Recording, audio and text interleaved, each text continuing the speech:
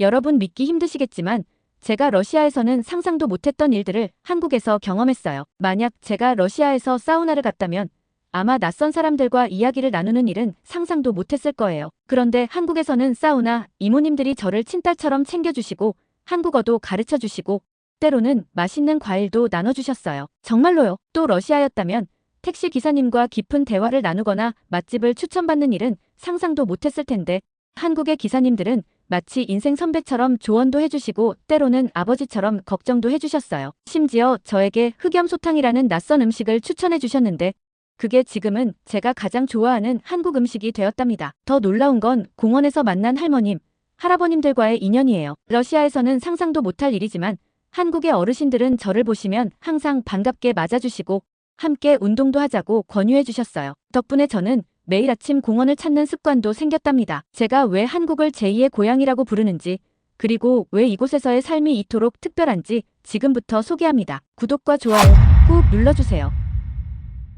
안녕하세요. 러시아에서 온 다샤입니다. 제가 오늘 이렇게 사연을 보내게 된 것은 제 인생을 완전히 바꿔놓은 한국과의 특별한 인연을 나누고 싶어서예요. 2018년 저는 러시아의 평범한 고등학생이었습니다. 춥고 긴 겨울이 특징인 제 고향에서 저는 우연히 접한 K-팝을 통해 따뜻한 한국의 문화를 알게 됐죠. 처음에는 단순히 음악과 춤이 좋아서 시작했던 관심이었지만 점점 더 깊이 빠져들게 되었어요. 한국어를 독학으로 공부하기 시작했고 유튜브로 한국 예능도 보면서 한국이라는 나라가 가진 매력에 푹 빠져들었답니다. 특히 한국의 아이돌들이 보여주는 완벽한 퍼포먼스와 함께 그들이 성공하기까지의 힘든 연습생 시절 이야기를 들으면서 한국인들의 열정과 노력하는 모습에 큰 감동을 받았어요. 그러다 고등학교 마지막 방학 때 용기를 내어 처음으로 한국 여행을 계획했습니다. 부모님께서는 처음에 많이 걱정하셨죠. 다샤, 너무 먼 나라잖아. 위험하지 않을까?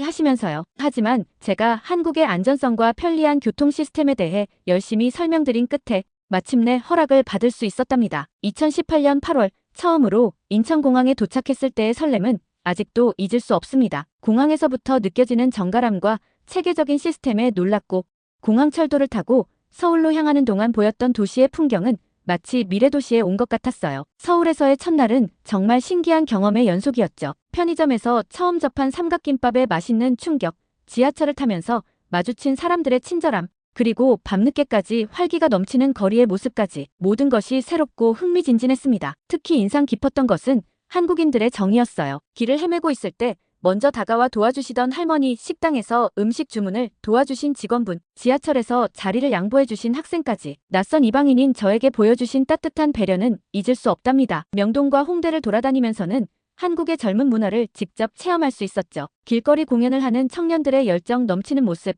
다양한 스타일의 패션, 그리고 곳곳에서 들리는 K-팝 음악까지 제가 영상으로만 보았던 한국의 모든 것을 실제로 경험하는 순간이었습니다. 특별히 기억에 남는 것은 한 카페에서의 일이에요. 서툰 한국어로 주문을 하는데 카페 직원이 제 러시아 악센트를 듣고는 오히려 반갑게 맞아주시면서 러시아에 대해 이것저것 물어보시더라고요. 그 짧은 대화 속에서 한국인들의 따뜻함과 호기심 어린 관심을 느낄 수 있었죠. 그렇게 2주간의 여행은 순식간에 지나갔습니다. 하지만 그 짧은 시간 동안 경험한 모든 것들이 제 인생의 방향을 완전히 바꿔놓았어요. 한국에서 보낸 매 순간이 새로운 발견과 감동의 연속이었고 떠나는 날 인천공항에서 저는 곧 다시 돌아오리라는 결심을 했답니다. 러시아로 돌아간 후 저는 더욱 열심히 한국어를 공부했어요. 한국 드라마와 예능을 보면서 한국어 실력을 늘렸고 소셜미디어를 통해 한국 문화와 관련된 콘텐츠를 만들기 시작했죠. 그때는 몰랐지만 이것이 제가 지금의 모델이자 인플루언서로 성장하게 된 첫 걸음이 되었습니다. 지금 생각해보면 그때의 첫 여행은 운명 같은 만남이었어요. 단순한 호기심으로 시작된 여행이 제 인생을 이토록 크게 바꿔놓을 줄은 상상도 못했으니까요. 그리고 이제는 그때 꿈꾸었던 것보다 더 큰 꿈을 이루며 한국에서 살고 있답니다. 첫 여행의 마지막 날에는 정말 특별한 일이 있었답니다. 새벽 일찍 일어나 남산 서울타워에 올랐었죠. 아직 어둑한 하늘 아래 반짝이는 서울의 불빛들을 보면서 이 도시가 제게 얼마나 특별한 곳이 될지 예감했던 것 같아요. 타워에서 내려와 아침 산책을 하던 중 우연히 남산공원에서 태극권을 하시는 어르신들을 만났습니다. 처음에는 멀리서 구경만 했는데 한 할아버지께서 저를 보시고는 함께 하자고 손짓하시더라고요. 서툴게나마 따라하는 제 모습을 보시고는 나이스 하시면서 엄지를 치켜들어 주셨죠. 그때 느꼈던 따뜻함이 지금도 생생합니다. 한국의 음식 문화도 저를 매료시켰어요. 혼자 밥을 먹으러 들어간 작은 분식집에서 처음 만난 떡볶이의 맛은 지금도 잊을 수 없답니다. 주인 이모님께서는 제가 외국인인 걸 보시고 덜 맵게 해주시면서 떡볶이 먹는 법을 하나하나 알려주셨어요. 어설프게 젓가락질하는 저를 보시고는 이렇게 하시면서 직접 시범도 보여주셨죠. 특히 인상 깊었던 건 한국의 카페 문화였습니다. 러시아에서는 보기 힘든 아기자기한 디저트들과 예쁜 라떼아트, 그리고 공부하는 학생들로 가득한 카페의 모습이 신기했어요. 한 번은 카페에서 공부하다가 옆자리 한국 학생과 이야기를 나누게 됐는데 그 친구가 제 한국어 공부를 도와주겠다며 연락처도 주고 가더라고요. 그렇게 하루하루 지날수록 한국이라는 나라가 주는 매력에 더욱 빠져들었습니다. 지하철과 버스가 촘촘하게 연결된 대중교통, 늦은 밤에도 안전하게 다닐 수 있는 거리, 곳곳에 있는 편의점과 카페들, 모든 것이 새롭고 신기했죠. 이런 경험들이 쌓이면서 저는 점점 더 확신이 들었어요. 언젠가는 꼭 한국에서 살아보고 싶다는 생각이요. 그래서 귀국하기 전날 저는 제 여권에 찍힌 한국 입국 도장을 보면서 다짐했습니다. 다샤, 넌 꼭 다시 올 거야. 그때는 더 긴 시간 동안. 지금 생각해보면 그때의 첫 여행은 제 인생의 터닝포인트였던 것 같아요. 그 후로 제 모든 선택과 결정은 한국으로 향해 있었으니까요. 그리고 마침내 2021년, 저는 그 약속을 지킬 수 있었답니다. 2021년, 저는 드디어 오랫동안 꿈꿔왔던 한국행을 결심했습니다. 첫 여행 이후 3년 동안 저는 한국과 더 가까워지기 위해 많은 노력을 했어요. 소셜미디어에 한국 관련 콘텐츠를 올리면서 팔로워도 늘어났고, 러시아에서 진행되는 K-팝 댄스 대회에도 참가하면서 한국 문화를 알리는 일에 푹 빠져 있었죠. 하지만 이것만으로는 부족했습니다. 매일 밤 잠들기 전 처음 한국을 방문했을 때의 기억이 떠올랐고 그때의 설렘과 행복했던 순간들이 자꾸만 그리워졌어요. 특히 코로나19로 전 세계가 멈춰선 2020년을 보내면서 더는 미루고 싶지 않다는 생각이 들었답니다. 부모님께 한국 정착을 이야기했을 때는 정말 많이 걱정하셨어요. 다샤, 넌 아직 어리잖아. 거기서 혼자 어떻게 살려고 하니? 어머니는 눈물까지 보이시면서 만류하셨죠. 아버지도 처음에는 반대하셨습니다. 러시아에서도 얼마든지 모델 활동을 할 수 있는데 왜 하필 그렇게 먼 나라를 고르는 거니? 하지만 저는 제 꿈을 포기할 수 없었어요. 매일 밤 부모님께 제 계획을 설명드렸습니다. 한국의 안전한 치안, 발달된 문화산업, 그리고 제가 이미 쌓아온 팔로워들에 대해서요. 특히 당시 제 소셜미디어 계정은 한국 문화 콘텐츠 덕분에 10만 팔로워를 넘어서고 있었답니다. 결정적인 순간은 한 한국 연예기획사에서 연락이 왔을 때였어요. 제 SNS를 보고 관심이 갔다며 한국에서 모델 활동을 해보지 않겠냐는 제안이었죠. 그때 느꼈던 기쁨은 말로 표현할 수 없을 정도였습니다. 마치 운명이 저를 한국으로 인도하는 것 같았어요. 부모님도 마침내 제 진심을 이해해 주셨습니다. 내가 정말 행복하다면 그게 우리의 행복이야. 어머니의 이 말씀은 지금도 제 가슴속에 깊이 새겨져 있어요. 아버지도 우리 딸을 믿는다며 응원해 주셨죠. 2021년 3월, 저는 드디어 한국행 비행기에 올랐습니다. 이번에는 이주가 아닌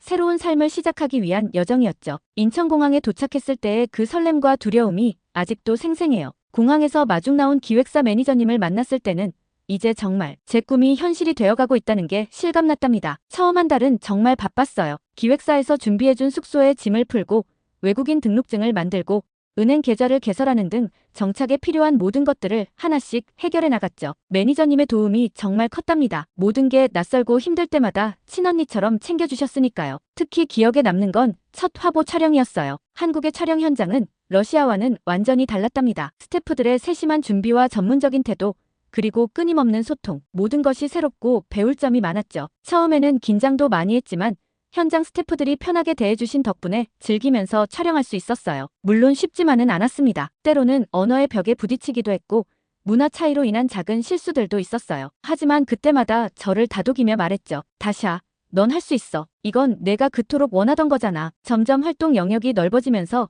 SNS 팔로워도 늘어났고 다양한 브랜드들과 협업할 기회도 생겼답니다. 특히 한국의 뷰티 브랜드들이 많은 관심을 보여주셨어요. 러시아인의 시선으로 바라보는 한국 화장품에 대한 솔직한 리뷰가 좋은 반응을 얻었거든요. 지금 돌이켜보면 그때의 결정이 제 인생에서 가장 잘한 선택이었다고 자신있게 말할 수 있어요. 물론 아직도 가끔은 고향이 그립고 부모님이 보고 싶을 때도 있죠. 하지만 화상통화로 자주 연락드리면서 그리움을 달래고 있답니다. 무엇보다 부모님께서 제가 행복해하는 모습을 보시고 많이 안심하셨어요. 이제 한국은 제게 단순한 활동 무대가 아닌 제2의 고향이 되어가고 있습니다. 매일 아침 서울의 거리를 걸으면서 제가 얼마나 큰 축복을 받았는지 새삼 실감하게 되죠. 그리고 이것이 끝이 아닌 새로운 시작이라는 것도 잘 알고 있답니다. 한국에서의 생활이 시작되면서 가장 큰 고민은 역시 언어 문제였어요. 기본적인 한국어는 할 수 있었지만 실제 생활에서 쓰이는 자연스러운 한국어는 또 달랐거든요. 특히 촬영장에서 스태프들과 소통할 때면 답답할 때가 많았답니다. 그러던 어느 날 촬영을 마치고 피로를 풀기 위해 우연히 들른 사우나에서 특별한 인연이 시작됐어요. 처음에는 수건을 어떻게 받아야 할지, 락커는 어디에 있는지도 몰라 어리둥절했었죠. 그때 한 이모님께서 다가오셔서 어머, 러시아에서 왔어요? 하시며 말을 걸어주셨답니다. 그 이모님께서는 제가 헤매는 모습을 보시고 하나하나 친절하게 설명해 주셨어요. 이렇게 수건을 받고 여기서 옷 갈아입고 마치 딸을 챙기시듯 꼼꼼하게 알려주시는데 그 따뜻한 마음이 너무 감사했습니다. 이후로 일주일에 한 번은 꼭 그 사우나를 찾게 됐어요. 이모님들과 함께 때를 밀고 얘기를 나누면서 자연스럽게 한국어도 늘어갔죠. 아이고, 우리 다시아 피부가 쫀쫀하네. 얼굴이 좋아졌어. 살이 조금 붙었나? 이모님들의 수다 속에서 저는 교과서에서는 배울 수 없는 살아있는 한국어를 배워갔답니다. 특히 재미있었던 건 사우나 이모님들의 사투리였어요. 아이고, 깜찍하네잉. 마이 컸네. 처음에는 무슨 말씀이신지 전혀 알아들을 수 없었지만 시간이 지나면서 그 말씀들의 의미를 하나둘 알아가는 재미가 쏠쏠했죠. 또 한 번은 목욕탕에서 우연히 만난 할머님께서 우리 손녀랑 똑같이 생겼다며 저를 데리고 가셔서 식사까지 대접해 주신 적도 있었어요. 그때 처음으로 칼국수를 먹어봤는데 그 맛이 너무 좋아서 지금은 제가 자주 찾는 메뉴가 됐답니다. 택시를 자주 이용하면서는 또 다른 한국어 선생님들을 만나게 됐죠. 기사님들은 대부분 저와 이야기 나누는 걸 즐거워하셨어요. 어디서 왔어요? 한국 음식은 잘 먹나요?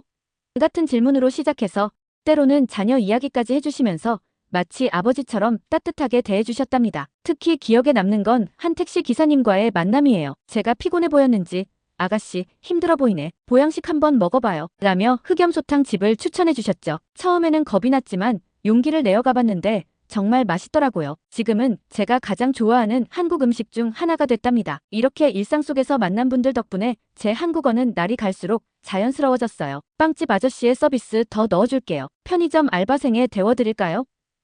식당 이모님의 맛있게 드세요.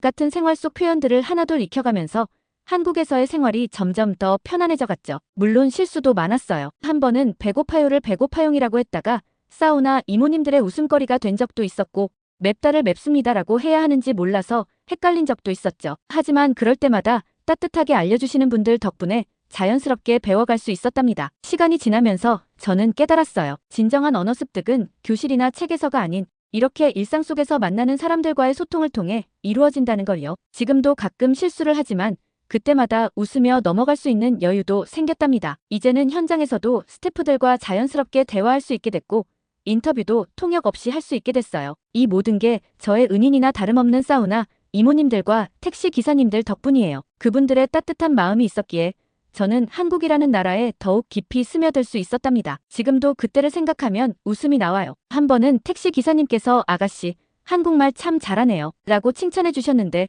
너무 기뻐서 아저씨도 한국말 잘하세요. 라고 답했다가 한바탕 웃음이 터졌던 적이 있었죠. 기사님께서는 그럼 그렇지. 내가 한국 사람인데. 라며 재미있어 하셨답니다. 사우나에서는 더 재미있는 일들이 많았어요. 이모님들과 함께 있다 보면 마치 한국 드라마의 한 장면 같았거든요. 어머, 저기 젊은 애가 성형한 것 같아. 저 언니는 피부 관리 어디서 받나? 하시면서 수다 떠시는 모습이 너무 친근했죠. 처음에는 그런 대화가 낯설었는데 어느새 저도 이모님, 제가 아는 좋은 피부가 있어요. 라며 자연스럽게 참여하게 됐답니다. 사우나 이모님들은 항상 과일이나 음료수를 나눠주시면서 우리 다시아 많이 먹어 라고 하셨죠. 처음에는 왜 모르는 사람에게 이렇게 잘해주시나 의아했는데 나중에야 이것이 한국의 특별한 정이라는 걸 알게 됐답니다. 택시 안에서도 많은 것을 배웠어요. 어떤 기사님은 서울의 역사에 대해 설명해 주시기도 하고 또 어떤 기사님은 한국의 전통 예절에 대해 가르쳐 주시기도 했죠. 어른께는 이렇게 인사해야 해요. 이런 말은 조심해야 해요. 하시면서요. 그분들 덕분에 한국의 문화와 예절을 자연스럽게 익힐 수 있었답니다. 지금도 가끔 그 사우나에 가면 이모님들이 반갑게 맞아주세요. 우리 다시 왔네.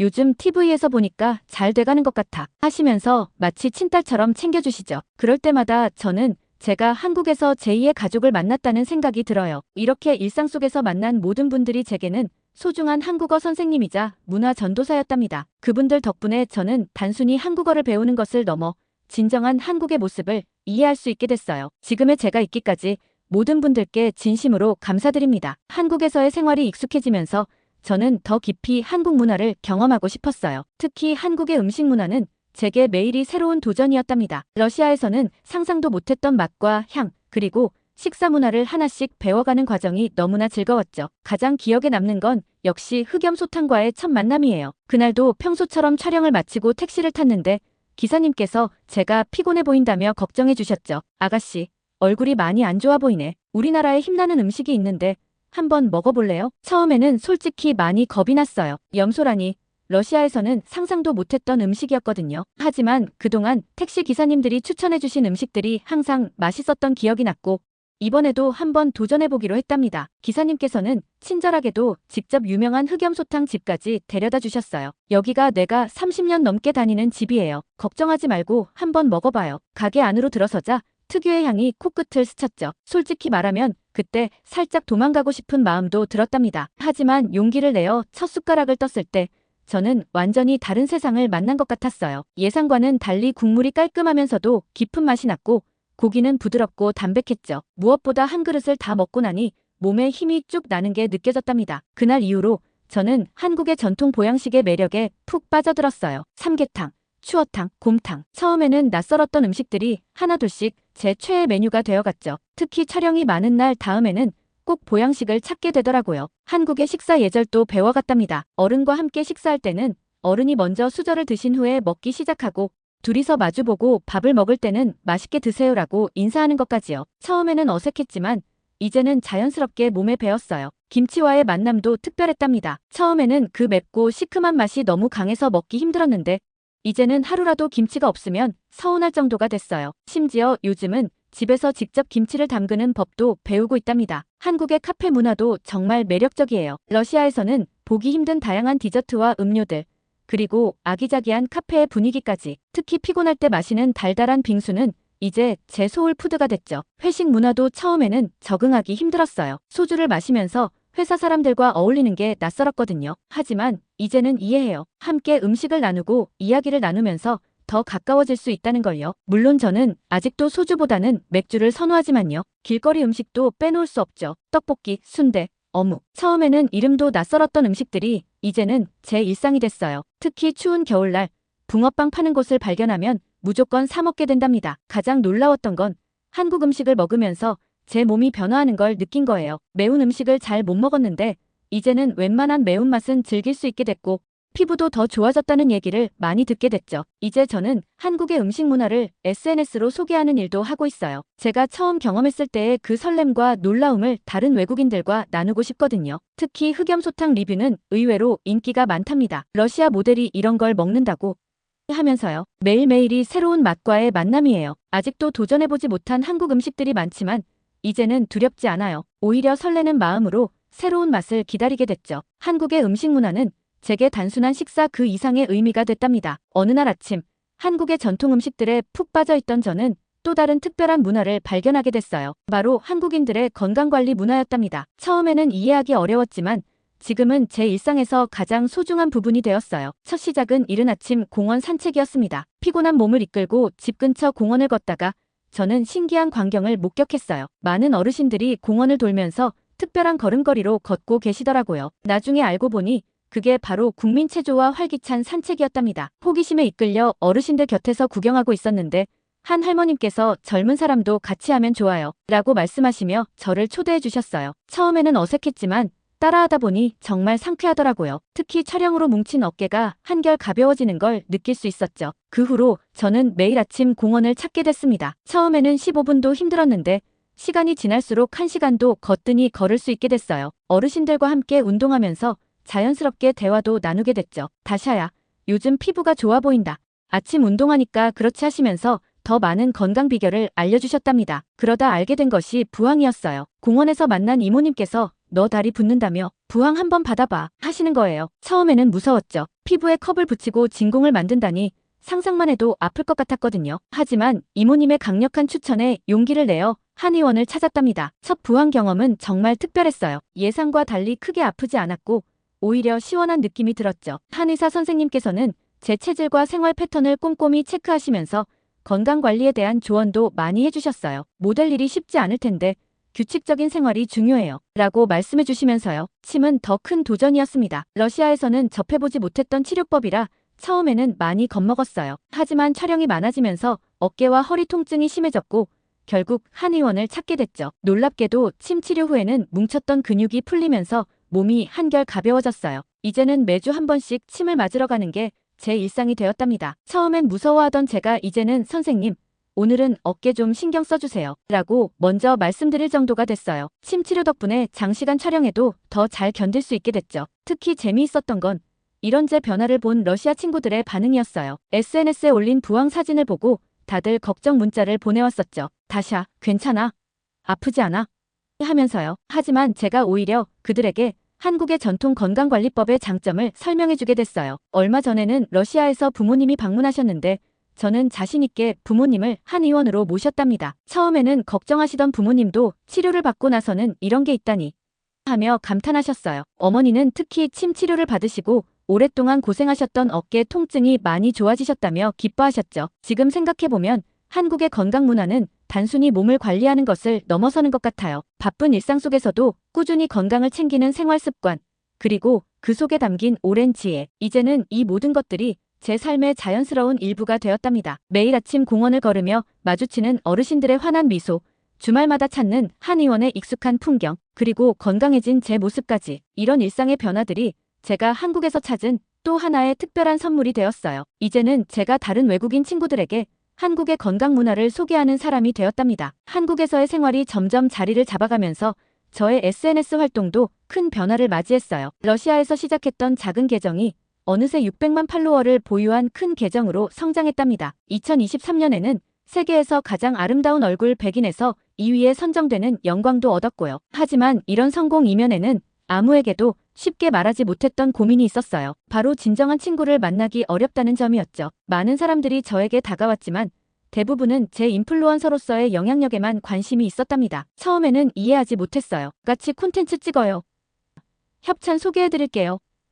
이런 제안들이 쏟아질 때마다 마음이 무거워졌죠. 저는 그저 평범한 20대 여성으로서 친구를 사귀고 싶었을 뿐인데 많은 사람들은 저를 600만 팔로워를 가진 인플루언서로만 바라보는 것 같았거든요. 특히 힘들었던 건 촬영이나 행사가 끝난 후였어요. 수많은 사람들에게 둘러싸여 있다가도 막상 퇴근 후에는 혼자 집으로 돌아가는 길이 외롭게 느껴졌죠. 가끔은 러시아에 있는 친구들과 영상통화를 하면서 그리움을 달래곤 했답니다. 한 번은 새로 사귄 친구와 카페에 갔다가 마음이 아팠던 적이 있어요. 대화 중에 그 친구가 갑자기 자신의 유튜브 채널을 홍보하면서 협업을 제안하더라고요. 그때 느낀 배신감은 아직도 잊을 수 없습니다. 하지만 모든 게 부정적인 것만은 아니었어요. 오히려 이런 경험들 덕분에 진정한 친구의 의미를 더 깊이 생각하게 됐죠. 점점 사람을 보는 눈도 생기고 진심과 거칠애를 구분할 수 있게 되었답니다. 그러던 중 한 촬영장에서 만난 메이크업 아티스트 언니가 제 인생을 바꿔놓았어요. 언니는 제 팔로워 수나 인기에는 전혀 관심이 없었죠. 대신 다샤야, 오늘 컨디션이 안 좋아 보이는데 무슨 일 있어? 라며 진심 어린 관심을 보여주셨어요. 그 언니와는 자연스럽게 친해졌고 지금은 제일 친한 언니가 되었답니다. 주말이면 같이 맛집도 가고 쇼핑도 하면서 평범한 일상을 공유하죠. 특히 좋은 건 언니가 저를 그저 다샤로 대해준다는 거예요. 인플루언서나 모델이 아닌 그냥 한 사람으로요. 이런 경험을 통해 깨달은 게 있어요. 진정한 친구는 억지로 찾아다닌다고 생기는 게 아니라는 거죠. 자연스러운 만남 속에서 서로를 있는 그대로 받아들일 때 가능한 거라는 걸요. 요즘은 SNS에서도 조금 더 솔직한 모습을 보여주려고 해요. 화려한 모습만이 아닌 때로는 피곤해 지친 모습도 실수하는 모습도 공유하죠. 그러다 보니 팔로워들과의 관계도 더 진정성 있게 변화하는 것 같아요. 한 팔로워가 보내준 메시지가 기억에 남아요. 다샤님의 솔직한 모습을 보면서 저도 용기를 얻었어요. 이런 메시지를 받을 때면 제가 가진 영향력을 조금 더 의미 있게 사용해야겠다는 책임감도 느끼게 된답니다. 물론 아직도 가끔은 외로울 때가 있어요. 하지만 이제는 알아요. 이런 감정도 제 삶의 자연스러운 한 부분이라는 걸요. 그리고 진정한 친구는 시간이 걸리더라도 결국은 찾게 된다는 것도요. 앞으로도 제 모습 그대로를 보여주면서 조금씩 진정한 인연들을 만들어가고 싶어요. 화려한 숫자나 타이틀이 아닌 서로의 마음을 나눌 수 있는 그런 관계들을요. 그게 제가 찾은 행복의 비결이니까요. 어느덧 한국에서의 생활이 4년째에 접어들었네요. 처음 한국에 왔을 때가 떠오릅니다. 그때는 모든 것이 낯설고 두려웠는데 이제는 한국이 제 제2의 고향이 되었어요. 이제는 아침에 일어나면 자연스럽게 공원으로 향하고 주말이면 사우나에서 이모님들과 수다를 떨고 피곤할 때면 한의원을 찾는 게 일상이 되었답니다. 한국식 건강관리법이 제 삶의 중요한 부분이 된 거죠. 택시 기사님들과 나누는 대화도 이제는 너무나 자연스러워요. SNS에서의 활동도 더욱 의미 있게 변화하고 있어요. 단순히 예쁜 사진이나 영상을 올리는 것을 넘어서 제가 경험한 한국의 문화와 일상을 진정성 있게 전달하려고 노력하고 있죠. 특히 한국과 러시아의 문화적 차이나 공통점을 소개하는 콘텐츠들이 많은 관심을 받고 있어요. 물론 아직도 해결해야 할 과제들이 있습니다. 더 깊이 있는 한국어를 배우고 싶어서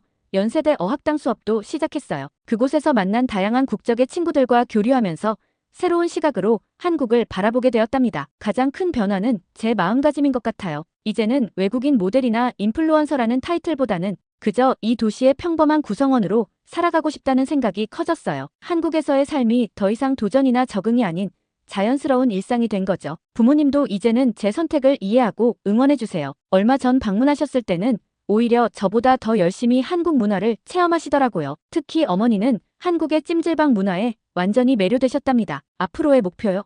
우선은 한국어 실력을 더욱 높이고 싶어요. 드라마나 예능에 나오는 재치 있는 말장난도 이해하고 깊이 있는 대화도 나눌 수 있게 되고 싶거든요. 그리고 진정한 친구들과의 관계도 더 깊어졌으면 좋겠어요. 한국 생활을 하면서 가장 크게 배운 건 정이라는 단어의 의미예요. 처음에는 이해하기 어려웠던 이 감정이 이제는 제 마음속 깊이 자리 잡았어요. 사우나 이모님들의 따뜻한 관심, 택시 기사님들의 친근한 조언, 그리고 촬영장에서 만난 스태프들의 배려. 이 모든 것들이 한국이라는 나라의 정이었던 거죠. 이제 저는 더 이상 러시아에서 온 외국인 모델이 아닌 서울에 사는 다시아로 살아가고 싶어요. 한국의 문화를 더 깊이 이해하고 이곳에서 만난 소중한 인연들과 함께 성장해 나가고 싶습니다. 제 이야기를 들어주셔서 감사해요. 이 글을 읽으시는 분들께 작은 메시지를 전하고 싶어요. 낯선 환경에서의 도전이 때로는 두렵고 힘들 수 있지만 진심을 다해 다가간다면 반드시 그 자리에서 특별한 행복을 발견할 수 있다는 거예요. 저에게 한국이 그랬듯이 말이에요. 앞으로도 저는 이곳 한국에서